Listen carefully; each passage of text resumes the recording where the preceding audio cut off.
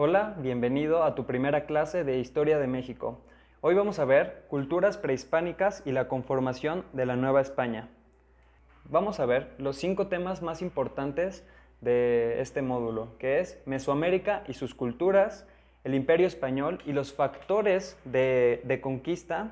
Vamos a ver las castas, el Tribunal de la Inquisición y por último vamos a ver los sistemas de gobierno, ¿de acuerdo?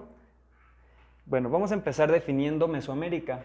Aquí puedes ver un mapa en el que te puedes ubicar, ¿de acuerdo? El término Mesoamérica fue acuñado en 1942 por el arqueólogo Paul Kirchhoff, ¿de acuerdo? Para definir el área geográfica y cultural de las civilizaciones prehispánicas establecidas entre los límites de Río Panuco al norte del actual estado de Hidalgo y hasta Centroamérica, Guatemala, Belice y Honduras. Aquí lo puedes observar con mayor detenimiento.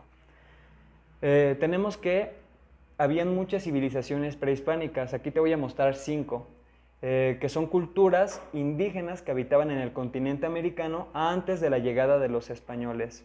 Bueno, tenemos los olmecas, que es una de mis culturas favoritas porque se les dice que fue la cultura madre. Ellos vivieron en 1200 a.C. y hasta el año 400 a.C. Ellos se desarrollaron en las costas del Golfo, la Venta y Tres Zapotes, y desarrollaron la cultura y el comercio. Tenemos que los zapotecas vivieron desde el 500 a.C. hasta el 1521 después de Cristo.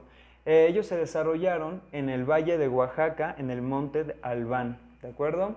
Y desarrollaron un sistema político avanzado, con gobernantes y jefes, pues que era un sistema muy interesante.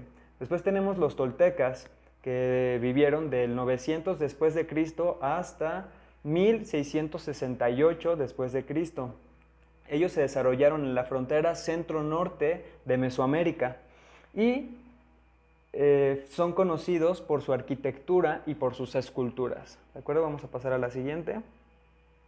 Bien, tenemos que los aztecas vivieron en el año 1325 después de Cristo hasta 1521 después de Cristo y se desarrollaron en el Valle de México, en el Altiplano Central, conocidos por su avanzada organización política y social.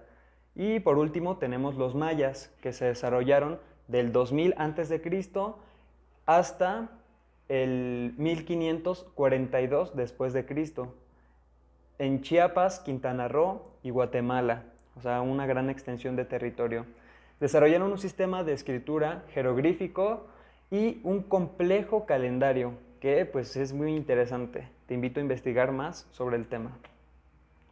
Tenemos que el Imperio Español fue una monarquía global que existió en el siglo XVI hasta principios del siglo XIX. Se extendió por América, Europa, Asia, África y se convirtió en uno de los imperios más poderosos y ricos de la historia. Aquí puedes ver un mapa en el que en rojo marca el vasto territorio y pues sin mencionar las riquezas que tenían, porque pues incluían la plata y el oro de América, ¿no? Finalmente, en el siglo XIX, el Imperio Español colapsó debido a la pérdida de las colonias y por la lucha de la independencia de estas. ¿Ok? Y vamos a ver los factores y condiciones que favorecieron la conquista específicamente de México. Bueno, tenemos 4 factores importantes. El primero, que fue la desigualdad social y política.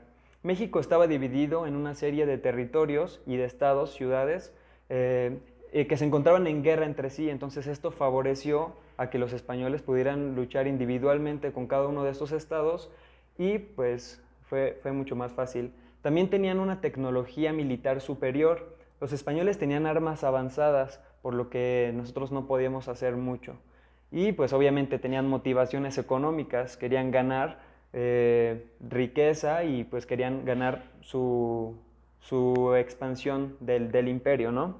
Además tenían una ventaja demográfica. Los españoles tenían una población mucho mayor a los mexicas y mucho más grande. En resumen, la conquista de México fue resultado de una combinación de factores políticos, militares, económicos y religiosos. También tenemos que en ese entonces se dividía la sociedad de castas y el criollismo. En la parte alta de este diagrama que te dejo están los españoles, después siguen los criollos, los mestizos, los indios y por último los negros y los mulatos. Los españoles ejercían los altos cargos públicos y tenían privilegios tanto sociales como económicos. Después tenemos que los criollos son los hijos de los españoles, pero que nacieron en la Nueva España. Y los mestizos son hijos de una mezcla de españoles e indígenas, obviamente también nacidos aquí en, bueno, lo que era la Nueva España, ¿no? Tenemos que los indios sufrían una explotación severa, pero les reconocían sus derechos y tierras. Las castas son mezcla de españoles y negros, ¿de acuerdo? Y tenemos que los negros y mulatos eran esclavos procedentes del continente africano y reducidos a las formas más crueles de explotación. Como vemos, esta etapa de la historia fue marcada por profundas desigualdades. La sociedad de castas fue un factor de injusticias y rencores crónicos. A continuación tenemos el Tribunal de la Inquisición.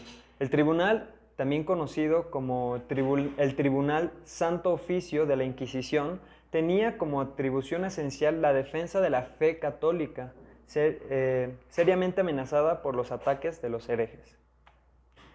Y también tenemos, bueno, también te voy a explicar el sistema de gobierno que era virreinal, ¿no? Tenemos lo que es la corona, que es su autoridad estaba centralizada en la metrópoli. Ejercía el poder supremo y la península en todas las colonias americanas. Después tenemos lo que es el virrey, que era el representante personal del emperador español y máxima autoridad del gobierno en la Nueva España. Tenemos las alcaldías, que eran autoridades locales, como lo conocemos hoy como municipios, se encargaban de la administración como el gobierno municipal. Después tenemos el Real Consejo de Indias, cuerpo de consejeros reales que asesoraba al monarca español en todo tipo de asuntos. Y por último tenemos la Real Audiencia, que era el máximo tribunal de justicia civil, eclesiástica y penal de la Nueva España.